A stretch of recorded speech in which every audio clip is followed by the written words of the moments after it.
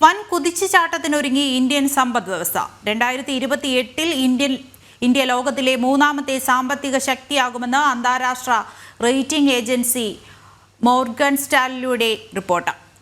രാജ്യം ലോകത്തിലെ ഏറ്റവും വലിയ സാമ്പത്തിക ശക്തിയാകാനുള്ള യാത്രയിലാണെന്നും പ്രധാനമന്ത്രി നരേന്ദ്രമോദി നേരത്തെ വ്യക്തമാക്കിയിരുന്നു.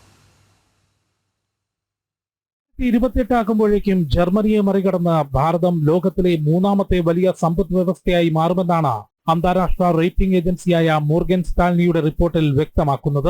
സജീവമായ ഉപഭോക്തൃ വിപണി, ആഗോളോൽപാദനത്തിലെ മികച്ച പങ്കാളിത്തം, നിക്ഷേപത്തിന് അനുകൂല സൗകര്യങ്ങൾ തുടങ്ങിയ കാര്യങ്ങളാണ് രാജ്യത്തിന്റെ സാമ്പത്തിക മുന്നേറ്റത്തിന് കാരണമെന്നും മോർഗൻ സ്റ്റാൻലി ചൂണ്ടിക്കാട്ടി.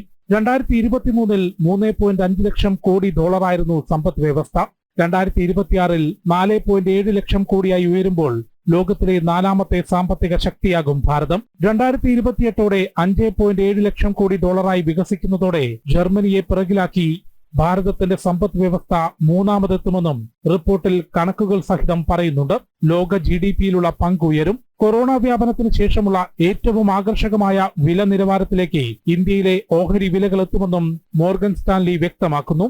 പ്രതിരോധ മേഖലയിൽ ഉൾപ്പെടെ ഇറക്കുമതി കുറച്ചുകൊണ്ട് ഉൽപാദനശേഷിയും കയറ്റുമതിയും വർദ്ധിപ്പിക്കുമെന്നും ഭാരതം ലോകത്തിലെ ഏറ്റവും വലിയ സാമ്പത്തിക ശക്തിയാകാനുള്ള യാത്രയിലാണെന്നും പ്രധാനമന്ത്രി നരേന്ദ്രമോദി നേരത്തെ വ്യക്തമാക്കിയിരുന്നു.